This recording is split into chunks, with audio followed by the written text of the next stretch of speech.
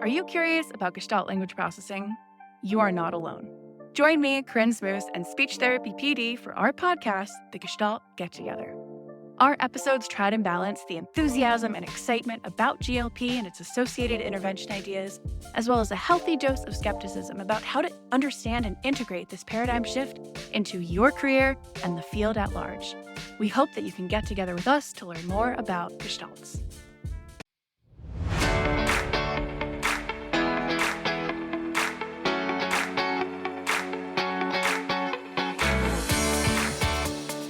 Welcome to the School of Speech podcast, presented by SpeechTherapyPD.com. School of Speech is designed specifically for the school-based SLP to come together to discuss current topics, tackle difficult situations, and share our insights.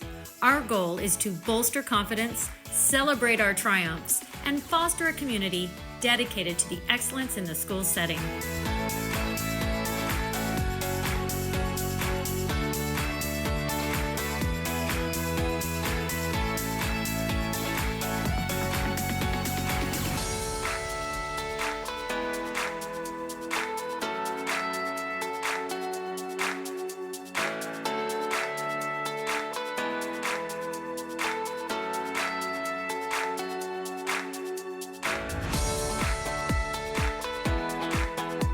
Hello, welcome everyone. I am Carolyn Dolby. I am SpeechTherapyPD.com's podcast host for School of Speech.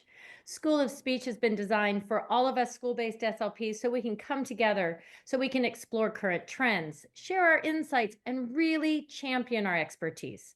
Our goal is to bolster our confidence, celebrate our triumphs, and really foster a community dedicated to the excellence of the school setting. Today's episode is Elevating Clinical Outcomes for School-Aged Children, a brain-based perspective. I am beyond thrilled. I can't even believe this. We have Dr. Deborah Ross-Swain with us today. She will be navigating our exploration of the impact brain function, health, and wellness has on our student outcomes. So as we settle in for a great episode, we have a little housekeeping. Each of our episodes at School of Speech is 60 minutes and will be offered for 0.1 ASHA CEUs. All right, here's some financial. Dr. Swain has no financial disclosures to disclose. Non-financial, she is the VP of Government Affairs and Public Policy for ASHA. For me, I am a salaried employee for Portland Public Schools. I receive compensation for my graduate courses I teach for the University of Houston, and I'm a consultant for school districts across the nation supporting their program development and staff training on all things feeding and swallowing. I also receive compensation from SpeechTherapyPD.com for hosting School of Speech, my dream job. Non-financial, I am a member of Texas Speech and Hearing Association, their task force for the guidelines for feeding and swallowing in the schools. I volunteer for Feeding Matters, and I'm a member of ASHA's special interest groups 13, 14, and 16. Enough about me. I want to tell you more about Dr. Deborah Ross-Swain. She is the clinical director and CEO of the Swain Center for Listening, Communicating, and Learning. She is the Vice President of Government Affairs for Public Policy for the American Speech, Language, and Hearing Association, and she has served as chair of the Government Affairs and Public Policy Committee. She's the past president of the California Speech, Language, Hearing Association and has served on CASHA's board of directors for 10 years. Dr. Swain is the former chief of speech language pathology at the University of California, Davis Medical Center, and held a clinical staff appointment to the School of Medicine. She has received numerous ASHA, CASHA, and university awards for leadership, advocacy, clinical service, and professional achievement. She is an ASHA Fellow, and she has served as editor of ASHA's SIG 17 Perspectives Journal. She is a distinguished scholar. She is a fellow at the National Academies of Practice. She has served as founder and chair of CASHA's early intervention and international committees. She's chaired committees in attaining policy change for the use of SLPAs, some of you call them SLPAs, in early intervention in California. She has presented hundreds of papers at state, national, and international meetings and conferences. She's contributed chapters to various professional books and publications. She herself, it was the producer of 200 by 2, an information video for physicians on communication development in 2-year-olds. She has served as ASHA's legislative counsel, and her most recent publication, Confidence and Joy: Success Strategies for Kids with Learning Differences, is an Amazon best-selling book. Y'all, amazing. She is also a co-editor and author of numerous books and standardized test batteries. I'm really seriously, there's nothing she has not done. She is also, she's internationally and nationally recognized speaker and author, y'all. We are so excited. But I want to add this. She was also inducted into her high school Hall of Fame for her outstanding competitive swimming achievement. Woo! I'm a swimmer too. I love it. She continues to serve as CEO and clinical supervisor for her clinic in Santa Rosa, California, specializing in early intervention, auditory and spoken language disorders, learning differences, and cognitive neuroscience. Welcome, Deb. Thank you so much for joining us. Hi, everyone. Hey. Yes, it's great to be here tonight with you. I'm in Northern California, so I'm on the West Coast time zone, and I didn't have to deal with jet lag coming home from ASHA for the first time, so it's great. We've got a lot. Oh my gosh, we've got the gamut. We've got Maine. Hi, Emily. We've got several Californias. Oh, Texas. Woohoo. Shout out. I just recently moved from Texas to Oregon. So Texas in the house. New York.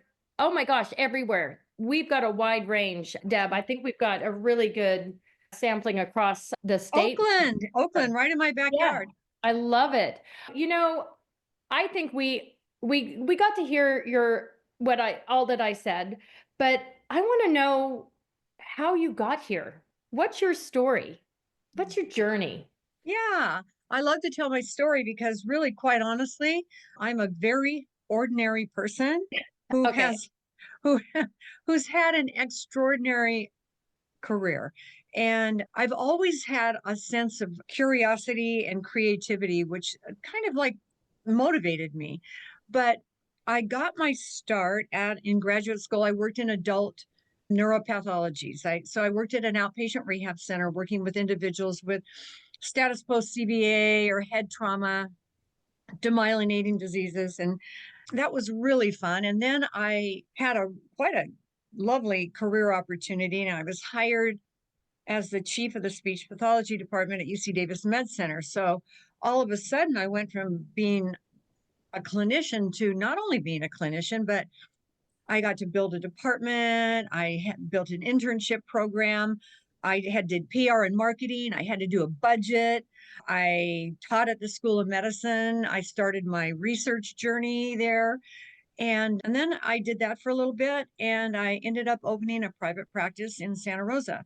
And all that time, I just had a lot of creativity and curiosity. And so the way I funneled that was creating stuff.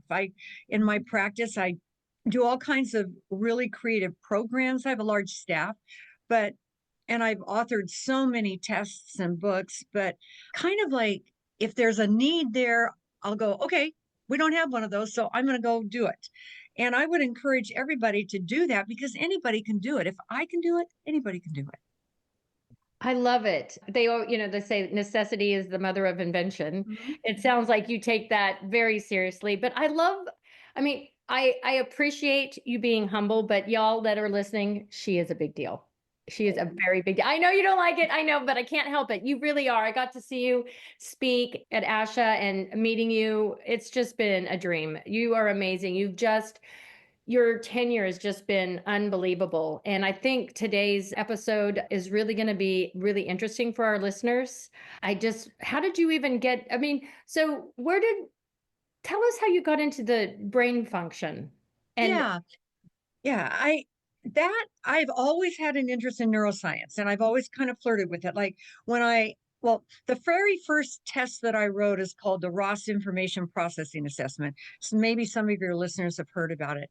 It was the first test for assessing TBI because there was nothing on the market. So what we would do in the day is we would take a little from that test, a little from that test, and put something together so that we'd get some baseline data. So when I was at Davis, I put together what I called it the UC Davis screener. And we would use that because we had nothing else. And I collaborated with psychology and neuropsych back then. And so, as I mentioned, I had an internship. I had interest. So one day I'm at my desk and I get a phone call from someone in Michigan, and they said, "Well, I've got your UC Davis screener in front of me." And I'm going, "How'd you get that?" And you're in Michigan, I'm in California. And it was kind of like this. "Well, my niece's neighbor's cousin's friend was an intern with you." And I'm going, "Oh." I said, "Do me a favor, send that back to me." Because I was thinking, wow, I mean, someone could take that and publish it. So I very quickly thought, okay, I've got to publish this. And I knew zero about test construction and publishing and so forth, but I knew some good tests. So at that time, Asha Leader was a magazine, and in the back of the magazine were all the job opportunities and the classifieds. So I went through there looking for rehab facilities, and I called people and I said, "Will you run some data for me?" Long story short, that's how that all happened. And then when I got my doctoral degree, I did it in head trauma. So how did I get into neuroscience? That's how I got into it, but never formally. And you were in my presentation with Marty Burns, and she is a rocket scientist when it comes to neuroscience. And she and I have presented a few times over the years. So she inspired me to go back, get a certification in neuroscience, which I did over the last couple of years. And for those of you listening, I encourage any of you there are many online courses for neuroscience. It has been a game changer for me in terms of what I do clinically, because we are way more than mouths and ears. We are changing brains, and you really need to have a good understanding of how you can be a part of that and how you can enhance it and make things so much better, your clinical outcomes, but more importantly, what you're doing for the populations that you serve. And as I said, it was really a game changer. And I did it online, and I would encourage you to do it. I think that every SLP and audiologist should have a good, solid background in neuroscience. Amen. I agree. I love it. So a lot of us, probably need a refresher. We need probably to take another class. I get it. But what can you tell us today? What help us about, I know you just said, we're more than just mouths and ears. How do we feed? Like when we're talking about the brain, you're talking about brain function, health and wellness. What do we need to do? Okay, so I'd like to start with giving you a context. Oh, perfect.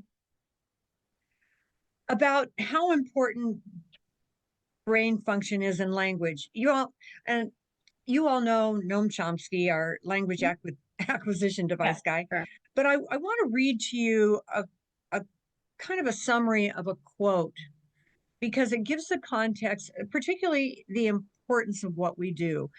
What we do, SLPs, our value is very underrated and underappreciated. Yeah. That's why I do so much advocacy. Without language, there would be pure silence. Mm-hmm. Pure silence. So I want to tell you, I'm going to read to you this. Humans are designed to learn language, and it's evolved over thousands of years. 2/3 of our brain is language related. Think about that. That is amazing. 2/3.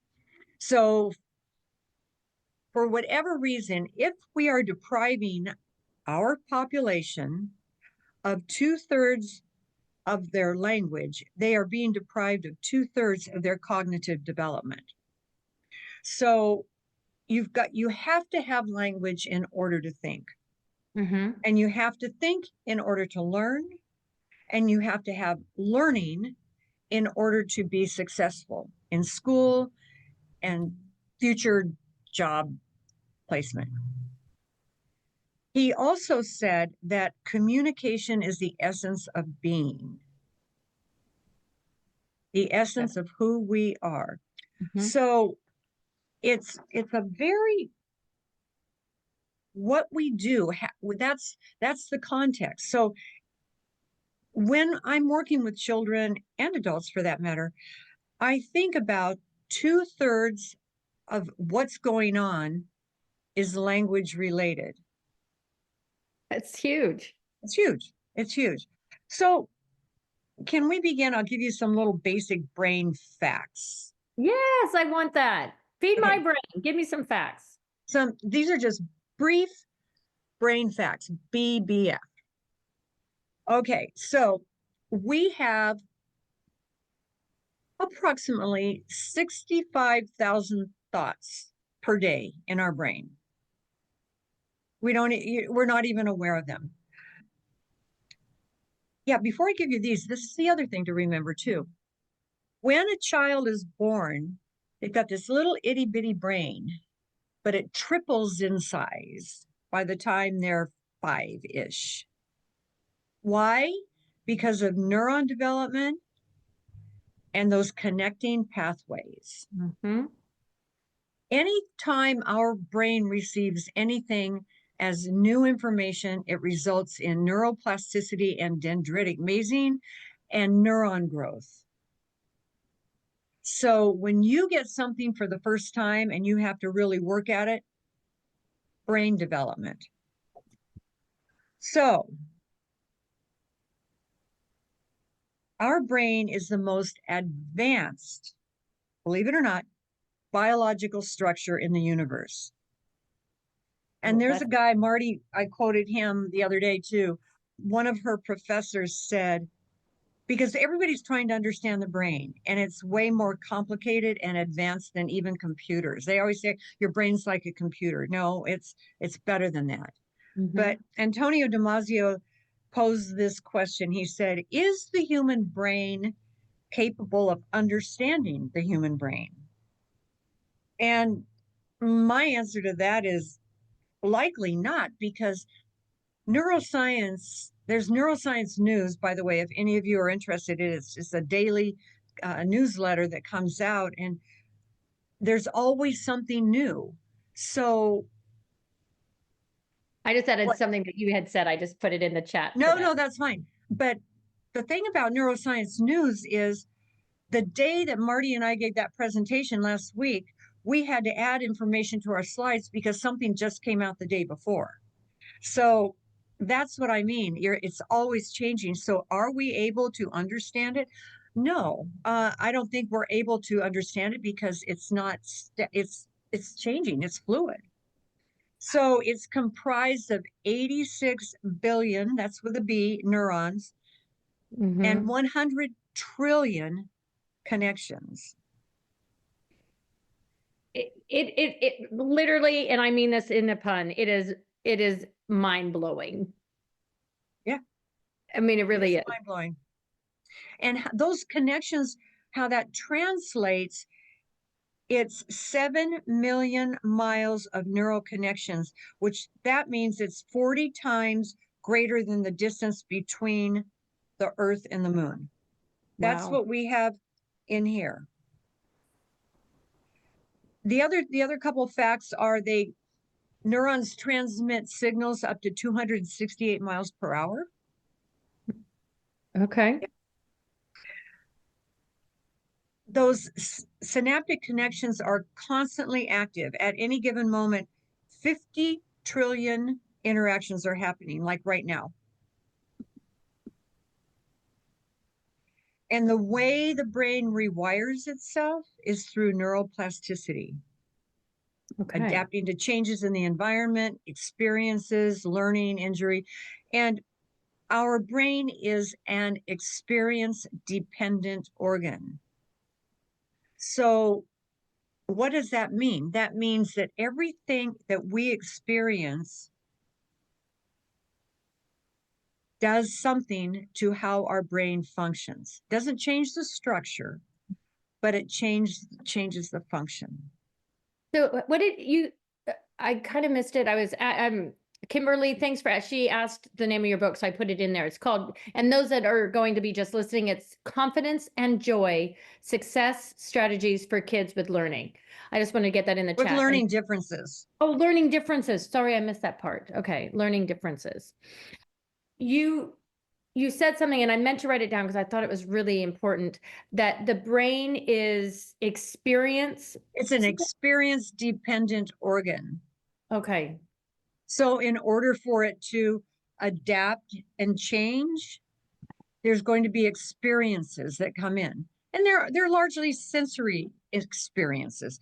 Anything that comes in through the eyes, the ears, the nose, your tactile kinesthetic system, that all feeds information into the brain. And it goes into what's called the thalamus. And the thalamus is like it's like the hub in the brain that serves as a relay station that sends everything where it goes. And it's so interesting because when there's a breakdown, like in sensory regulation, when we talk about those kids that have sensory issues, there's a dysregulation there in how that thalamus works. So it's helping to understand that it's not just somebody being difficult, right? So we often think that. So the other thing, because we are such an integrated system, I like people to think about how important it is that we recognize that everything that we do is multi-modality. We have so many integrative processes. We are an integrative system. And we kind of forget that, and a lot of us go off and do our thing, but whenever we receive input, it's automatically utilizing many, many, many different circuits in the brain. So the more we recognize the integration, the better clinicians that we're going to be. I work closely with psychologists and neuropsychologists because the mind, brain, and behavior go like this. You can't separate them out. So, and neuroscience is fascinating because we all share the information that helps us to decode and interpret information. And the thing that I want to also say here is that we are behavioral scientists, SLPs and audiologists. And what's super important when we think about that is science is not a thing. Science is a process. Things, when we think of science as a thing, we think of it as a collection of facts or data or what finished knowledge. But it really isn't. It's ongoing discovery and learning so that we can make changes as we go. And so, as calling ourselves behavioral scientists, we are detectives. And I can't stress that enough. I have yet to meet a child that wants to struggle, wants to fail, wants to go to speech 2 times or 3 times a week. Every child really wants to be successful. And when they are not, it's up to us. It's incumbent upon us to figure out where the struggle lies and how we can assist in helping them be successful. Our goal as clinicians is to maximize success so that they can realize their human potential. That's my purpose. That's most people's purpose. So that's why science is a process of discovery and understanding, and also asking questions, that curiosity piece. We have to maintain curiosity, and at times we have to be super creative in how we're going to tap into their potential and make sure they're successful. So I'm going to leave that at that. But it's through curiosity and creativity that I wrote that last book, Confidence and Joy, because I feel that it's up to us as the adults in these children's lives to get them from little people to grown-up people with confidence and joy in their heart, confidence that they can learn, joy for learning. And when we fail them in a big way. And then we have issues with confidence and self-esteem and confidence in learning. And that then the road is quite different for them. So that was the impetus behind that book. How we can still create confidence and joy, even though they struggle to learn. And I heard an interesting piece of data the other day, and that is 40% of adolescents have a mental health diagnosis because of what the adults in their lives have done to them. Not intentionally. There's no intent. There's no intent for educational trauma, and that's where it has its roots, because we didn't take care of them long before that. Wow. That's why I'm so adamant about early intervention. 85% of brain development happens birth to 3. But yet early intervention doesn't have a landing pad. Right. It's not education and it's not medical, and everybody's going like this. And we need more funding. I recently started a social media campaign for early intervention, and you can find it. It's on Facebook and Instagram, and it's called Early Intervention Professionals Advocating for Excellence. It's EIPAE. And the purpose of that is to ultimately get more IDEA Part C funding. The most they've ever funded is 14%. So we have a job to do. But back to psychology, I love working with psychologists, and I want to introduce you. Well, I want to introduce you to a researcher named Daniel Kahneman. Can you spell Kahneman? Kahneman, let me spell that. Kahneman. He wrote a fabulous book in 2011 called Thinking, Fast and Slow. And in this publication, he introduced 2 operating systems that we use as human beings. And I want to spend a few minutes talking about them. And if there are questions that you would like to ask at that time, feel free, because when I got certified in neuroscience, if all I learned was about these 2 systems, I would have felt like I hit the mother lode, because it helped me understand human behavior. Remember, we're behavioral scientists. And just as I'm talking through this, just think about what that means for the kids that you struggle with, the kids that aren't making any progress, or they're making tiny bits of progress and they regress, and you go, whoa. Yeah, thinking, fast and slow. So even though he was brilliant, he wasn't particularly clever about naming these systems. They're called System 1 and System 2. Okay. System 1 is our automatic system. I should tell you at the onset that we spend about 95% of our day in System 1. Okay. It's automatic, it's familiar, it's comfortable, it's the quick part or the fast part of thinking fast and slow. Okay. You just do it. It's really easy because it's familiar, it's automatic. It's emotion driven and influenced by feelings and instincts. And we refer to it, or he does, as the non-conscious system. So if we were in a presentation, I'd be saying, okay, we're going to stop for a minute. We're going to have a group little participation here.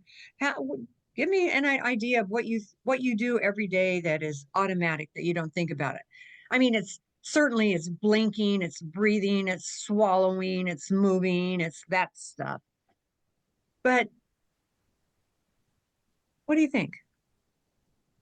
It's getting out of bed and getting dressed. It's walking in the kitchen and making coffee, right, brushing your teeth.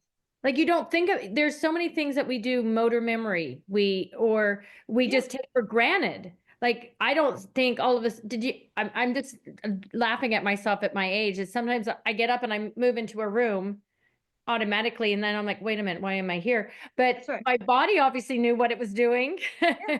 Yeah. I mean, even it's not just personal stuff, it's professional stuff. Like, how many times have you administered like the expressive one-word picture vocabulary test and not have to think about it? And like, it's like rote. Yeah. Automatic. Yeah, exactly. Sure.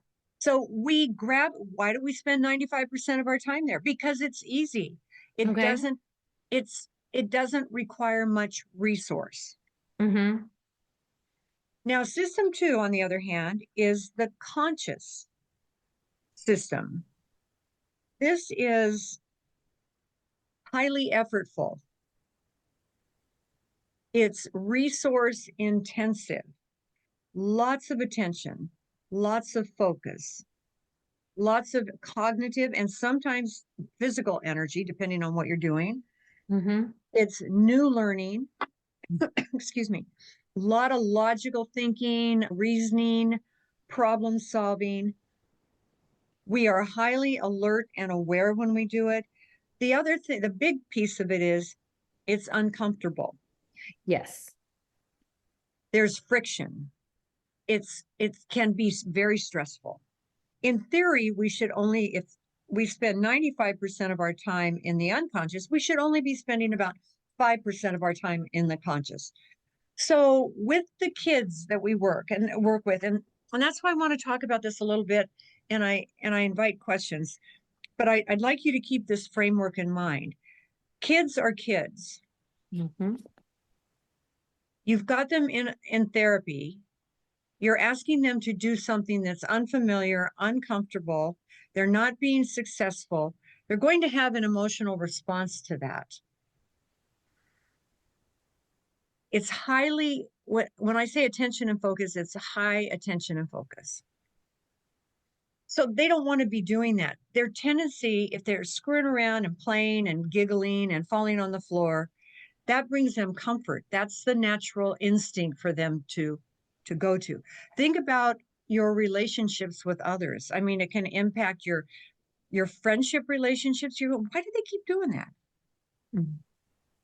It's comfortable. It's familiar. They don't have to think about it. The key thing about this system is this is where neuronal growth happens. This is where those interconnections happen. Absolutely essential for a healthy brain. So when you think about, as adults, if you want to grow new neurons outside of sleeping at night, and that's another place where you get neurons, you've got to be doing something that challenges you every single day. So some data that I don't have it in front of me. Children who struggle to learn, not just struggle with communication, a large population of my caseload is kids that just struggle. They have learning differences. They've got auditory processing or spoken language processing problems. So learning is difficult for them. Reading and spelling are difficult for them. So the recent data shows that these kids can spend between 30 to 50% of their time on any given day in system 2. That's got to be it's excessive, and there are several variables that determine how a child is going to respond to their struggles. So these include, first of all, their temperament. Every child is born with their own temperament. So temperament is a big one. Some of them will, okay, whatever. Others are very fragile. They'll tantrum. They'll get Mhm. frustrated, they'll get angry, they may break things, they may get aggressive. So you have to keep in mind that temperament is a big thing. That's hardwired. So you have to help them through that. Another another variable is vulnerability. How vulnerable are they in that situation? Most of the kids will do anything to avoid being exposed to their friends, that they Yeah. can't, that they're not the same. Past experiences. This is a big one. If they had a negative past experience, that's going to immediately influence them. And especially the kiddos that come to school every day they struggle to learn, they're coming in with issues. So we Sure. have to be sensitive to that. Another variable is how well they can cope in those situations when they're struggling, how sensitive they are, their response to stress, and their overall endurance. Can they weather it? So all of these things are going to happen when they spend the majority of their day in System 2. Mhm. There's a really great YouTube video I'd like to tell you guys about. It's like, I think it's only about 5 minutes. It's short. It's called Learning Brain versus Survival Brain. And it's by Dr. Jacob Ham out of Harvard.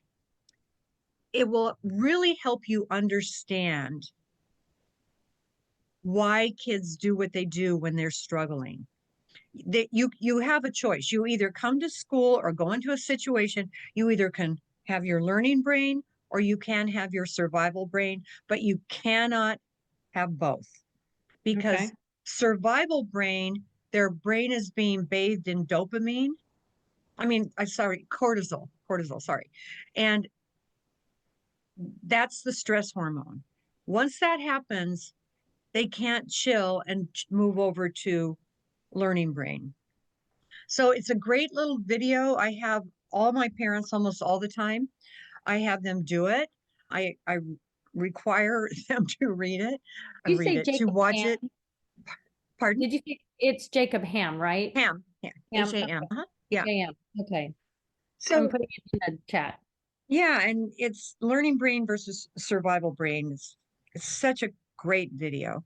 Okay, so I want to talk a minute about capacity versus load, because it does impact the System 2 thing.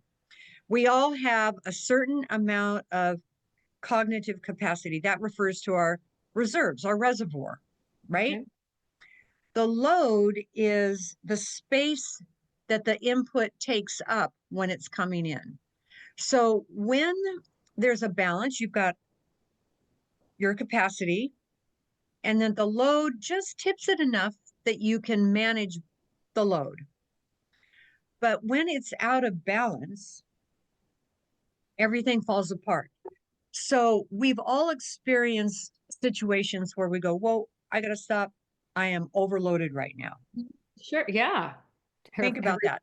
Every day. Children, that happens to them all the time when Mhm. they struggle. So as clinicians, keep in mind what their capacity is and what the load is. What are you doing with the load? Because it's a very important part of figuring out how we do what we do with the children that we serve. Everybody has different capacities. Everybody has different load capacities. And they're not the same from day to day, because they're going to be influenced by those variables of how they are responding to their struggles on that day, how they're doing biologically, how much sleep they got the night before, what they ate for breakfast. And I'll talk about that in a minute. But I want to make that point, because when the load is greater than their capacity, you will see behaviors. And we have to determine what the behaviors are telling us. We're behavioral scientists. They're not being naughty. They're not being inattentive. They've hit that threshold. They can't manage anymore. Does this make sense? Oh, it is. It Okay. is. So do you have examples of like, what should we do? What is the first thing we should do when we're realizing that there is a uneven with capacity and load for a student one day? Because it might Well, not be. what I would do initially, I'll very quickly describe like the determinants of capacity and some determinants of spoken language capacity.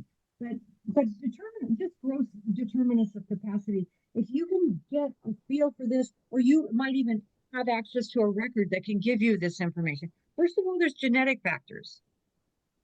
Okay. What's their intelligence? What's their problem solving about? What are some of the influences of, I mean, this is a little bit harder, but epigenetics on their gene expression. I mean, that's a fixed set of stuff. Then there are developmental factors. Did they meet their milestones? What is their environment like? Were they exposed to a lot of language or not? You'll know some of that from your testing. There are environmental influences. Their nutrition, their sleep, how much exercise, how much time do they get outside? And then emotional arousal. That all influences their capacity on any given day. And so the trick is, it's like, I'm sure you're all thinking, oh gosh, another thing to think about. Yeah, one more thing, right? But by thinking about this, you will, and you get familiar with your client or your clients or your students, you will know how to read them and you will know how to make adjustments. Because ultimately, each day needs to have a kernel of success or a whole cob of success, because that's going to influence their past experiences. Okay. I like that. I like when you said every day needs to have a kernel of success. And I think when I'm working up and down, kind of when you're talking about the brain, like success, when we feel successful, we're learning. Then when we're learning, we're thinking. And when we're thinking, we're using our language. It's That's all, right. yeah. It's language is the gateway to cognition, learning, and success. Mm-hmm. Mm-hmm.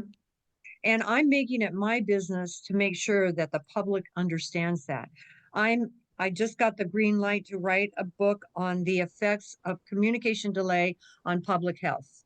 Nice. And it's enormous. Yeah. It's enormous. That's phenomenal. And I think all of us listening we're really hearing that, it is important what we do. I mean, basically you're saying language is everything. It is. And right? Gah. It is. It is. And that's why advocating for yourself in your school setting. I gave a talk one time at a commencement ceremony, and I said what I said earlier. Imagine the world without language. When the average person go, oh, I think I can't talk, I can read and I can gesture and I can write. No, you can't do anything because we don't have a symbol system. So that means the world is silent. Mm. Yeah. And language is the foundation for not only what I said, but also for reading and spelling. It touches everything. It does. It totally touches everything. So I'm going to give you a quick rundown. We don't have it. See how fast this went? I know. Rundown on, you'll never forget this. The next time you hear the alphabet, you're never going to forget this. We're going to talk about how you get and keep a healthy brain. All right, I'm ready. Ready? Yes. LMNOP. LMNOP. Lay it on Right me. in the middle of the alphabet. LMNOP. This is not mine. I learned this when I took my certification course. And actually, there are two N's. It's LMNNOP. But this is not just for children. This is for adults. It's applicable for everyone. I have this thing blown up. It's in my waiting room on the wall. That's what everyone sees when they come in. I want them reminded every day that it's incumbent upon all of us to see that this happens. There is no particular, this is not in the order of importance. It just made the acronym work. Okay. L is for love. Actually, it's not love, but it's an outcome. Love is an outcome. This is for healthy, consistent, stable, trustworthy social relationships. We are social creatures. You have to have social interaction that's healthy and consistent, frequent. That's code for frequent, and trusting. They have to be safe. You have to feel emotionally and psychologically safe. One of the things I think you probably all recognize is that a lot of older folks are not social enough, and there's a lot of depression and anxiety. When you have social relationships, it boosts dopamine, it boosts serotonin. You got to have it. Now, with regard to kids, what's interfering with good, consistent, frequent social relationships? They're indoors on their devices. On their screen time. Right. And play dates, they bring their devices over and they do their things parallel. These kids are not interacting. Birth to 5 is when they learn from each other. Well, if they're not interacting, that source of learning isn't taking place. So after we're all finished and you have a few minutes to yourselves, think about all these and what our current lifestyle is doing to brains.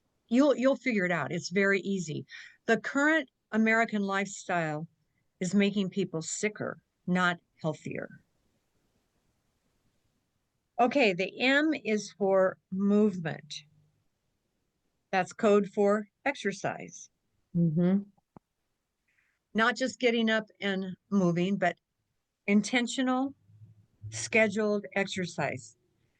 Now, one of the things I was just reading an article today, we've got to get PE back in schools. We have to get recesses very active. That helps with the crisis that we have with obesity in children. Over 20% of children are obese, 30% are pre-diabetic or diabetic. It's food and it's movement. So I'm speaking to a group of adults. Get movement every day, however you do it. Even walking is very important if it's sustained, not walking from your desk to the car or the car to your house. You got to get out and move. It's critical.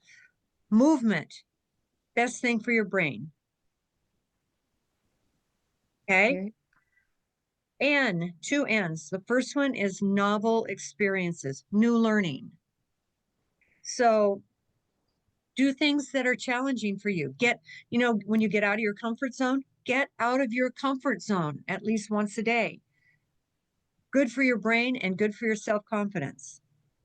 There's another really great book I would encourage you to take a peek at. It's called The Comfort Crisis by Michael Easter. And basically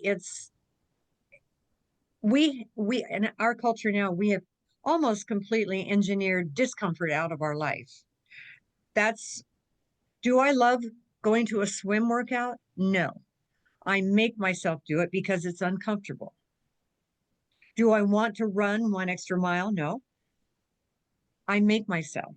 Do I want to read that journal article that's 25 pages long with a bunch of data? No, I do it. Every day I make myself do something that's uncomfortable because I know that it's new learning and I know that I'm helping my brain. Now, it can be learning a new language. It can be learning to play pickleball or ping pong or tennis. It can be anything, but if it's new and challenging, you've got the right thing going. If it makes you feel awful because you think you're going to fail, good job. The next N is being out in nature. Doesn't have to be a lot, but you get natural sunlight. The thing about nature is it's very healing, but it's multisensory. You can hear it, you can see it, you can smell it, you can touch it, and you can feel it. So the problem with children and exercise and nature is if they're inside on their devices, they're not getting that. And they're spending a whole lot of time in system 1. They've got system 1 down. You think they have to think with those computer games? They don't have to think at all. It's automatic. Also, when we have ourselves like in a learning culture or always wanting to learn, make sure that you get a breadth of learning, which is why I chose to get certified in neuroscience, and I got certified in integrative health, and I got certified in breath work. All three of those, that was hard. I had to listen, I had to take notes, I had to take tests, I had to have an oral exam. And I'm going, oh my God, Deb, you're too old for this. I mean, it's just like maximum, but do it. You'll just love it. And it'll make you feel so much better about you and your capacity. But that's about the breadth. You don't have to go so deep into your own learning. It's like I made do I want to know more about apraxia? No, I want to know about neuroscience or integrative health or breath work. Just do it. Okay. The O is omega-3s. Now, in this case, it's not about slamming omega-3s. The brain is largely fatty tissue, and the only way that we can get omega-3s is through a healthy diet. This is about a whole food diet. 73% of the American diet is ultra processed food. We don't have time tonight for me to talk about the gut brain axis. It's very real. Yeah. 85 to 95% of serotonin comes from our gut. We can't have stable moods if we're not producing serotonin. And I can promise you, we're not doing that with the diet that people are eating. That's the challenge that you as school clinicians have. You don't know what your kiddos are eating. Largely, they're eating cereal, which is bad for breakfast, or Pop-Tarts, or pancakes, or French toast. You need protein to get your brain jump started for the day. But for purposes of this conversation, those fatty acids that you get from omega-3s, that you can get from fish and you get from certain vegetables and nuts and so forth, they function to enhance memory and learning in the hippocampus. So they also help prevent brain fog. So I know that you don't have access to parents a lot, but if you reach out to me, I can get you some handout materials that you can send home with the kids or give to the classroom teacher so that they can give it to the parents if it's permitted in your school setting. And then the P is for pauses. And this is mindfulness, meditation, and music. Now, and sleep. I said sleep, sorry. In an order, and this is not Deb's order, but this is an order that researchers put together. The number one thing is sleep. We all need 7 to 8 hours of good restorative sleep. So much happens in your brain at night. That is the number one thing for a healthy brain. Okay. Kids with ADHD look like they're sleeping to the eye, but they have such disruptive sleep. So that contributes to some of the difficulties that we have working with these kids. You ask a parent, and by their observation, they'll say, oh yeah, my kid sleeps really well. But when they do sleep studies, they have terrible sleep. The second thing is diet. So sleep, nutrition. Excuse me. Way too much sugar. Way too many carbohydrates. So, and not just for children, but for adults as well. Mm-hmm. And then exercise. So those are kind of like the top three: sleep, nutrition, and exercise. I mean, as you're saying that, it's like, we all know this. Yeah.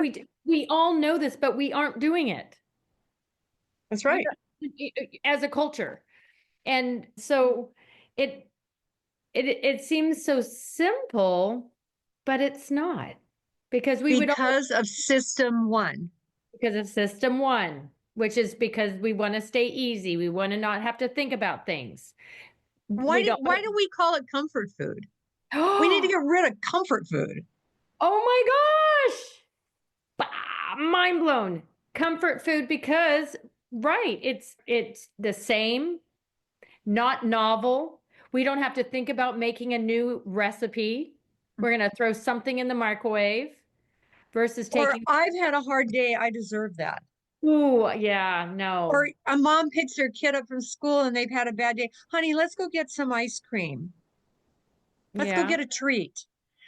Mhm. It's and when you are, then you have to go to system two. It's really, really hard. Like Mhm.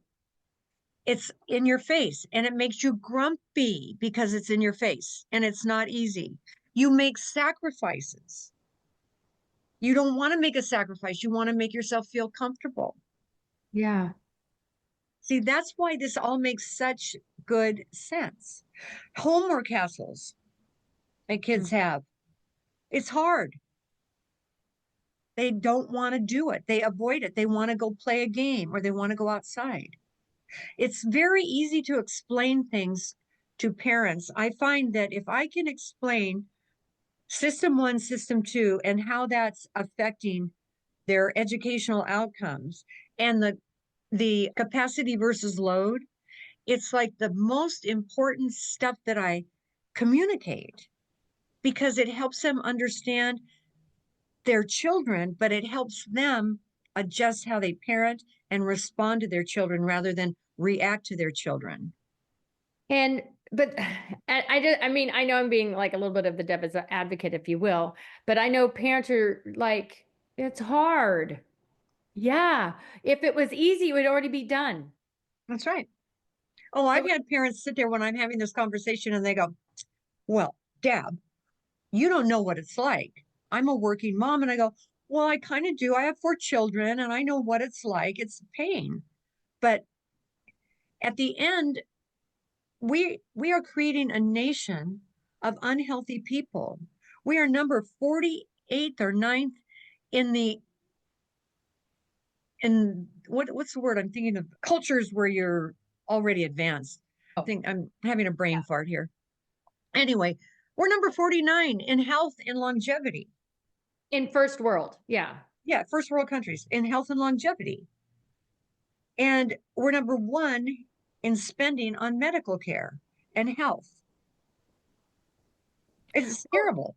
It is. I mean, we want the quick fix. We want to throw money Comfort at it. and convenience. Comfort and And convenience. Whereas that's like right.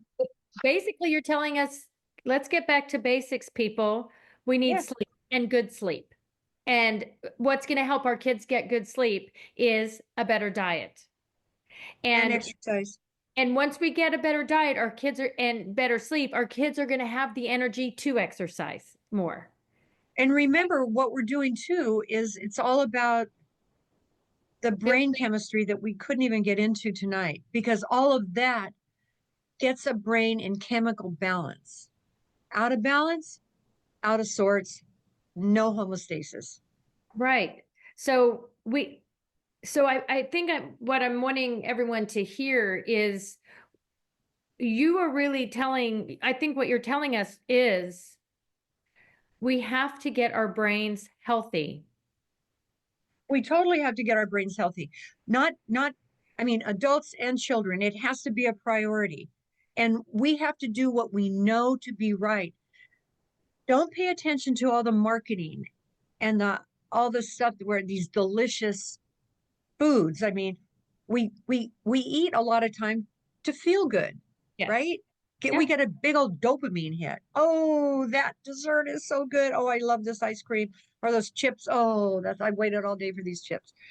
I mean, we have to think about what are we putting when I eat something, I go, is this good for my brain? Now that I sound boring and I get that. And it's not 100% of the time because I'm a chocolate holic, but is it good for my brain? Now, chocolate, if you have 70% cacao or more, eat on. But sugar and all those salty things, no, just say, is this good for my brain? Yes or no? It's pretty simple. Mm-hmm. Yeah. But it just seems overwhelming but I think what the takeaway is for us to understand where our kids are coming from, and the challenges are related to their body and their brain. Spot on right there. Right? They Yeah. don't, they don't, they don't like how they feel, but they don't know anything different. Mm-hmm. They don't. Mm-hmm. And what we're putting in our body and how we're treating our body is affecting our brains and affects our energy system. And I mean, okay, so the first takeaway was body and brain. The second one is, I think, for all of us, let's start with ourselves. Yeah. Yeah. And you can just share this with people. You can share the information. Someone put in the chat, it should be like a community thing. Yes, I couldn't agree more. I would love this information to get to parents, because if parents can embrace it, then we're going to start having healthier children who can do more and be more successful and not struggle. And Grisella, thank you. She indicated when we were talking about food and health, unfortunately, our schools are providing students. That's right. Yeah, the foods that schools are serving are super carb and sugary. Right on, Grisella. I mean, Yeah, exactly. And you know what? Let me find it. Yeah, this obesity thing that I was talking about in recess. Well, it all started when the school lunches changed to pizza and macaroni and cheese and cookies, and that's when it all started. Right. Exactly. The school lunch program is terrible. And before I forget, you mentioned that you have some handouts for parents. How can we access those?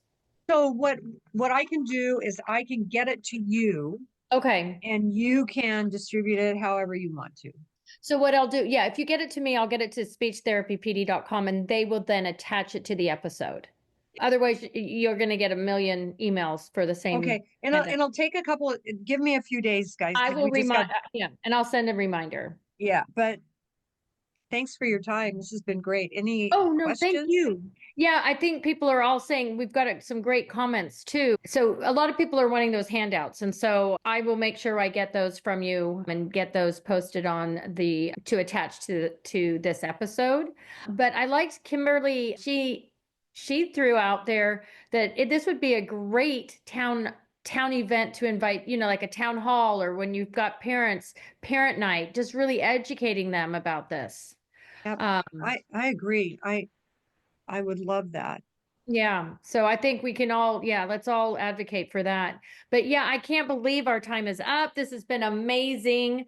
Can I give my email address? If any of you want to contact me directly, I would love you to contact directly. It's D as in Deb, D Swain, SWAIN, at the Swain Center, 3 words, no spaces.com. Okay, let me use me as a tell me if that's okay, right. perfect. Okay. Feel free to reach out to me, use me as a resource. But more importantly, if you ever see me at an ASHA or a meeting, come on up and say, "Hey, Deb." I'd love that. And she means it, because I did that. She did. absolutely means it. She is very approachable. I love it. I love you. You're amazing. I feel better just knowing you, and this episode was fantastic. I love it. But we do need to say goodbye in a minute, but everyone is saying you're amazing in the chat, just so you know, Deborah. I'll make sure you see all of that. All right, you guys. Thank you so much. Good night, everyone.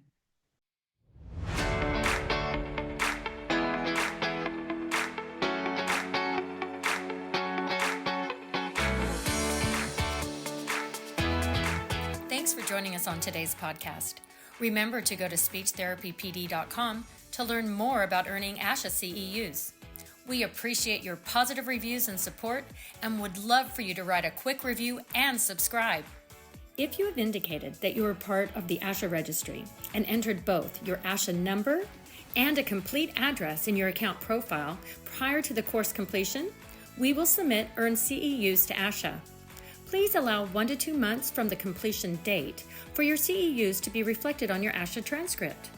For our School of Speech listeners, we have a special coupon code to receive $20 off any annual subscription to SpeechTherapyPD.com. Head over there to get ASHA CEUs for listening to this podcast and all other episodes. The code is SCHOOL20. That is SCHOOL20. Hope to see you on our next episode. Also, please don't hesitate to tell us which topics you would like us to cover in future episodes. To get in touch, drop us a line in the comment section or send us a message on social media.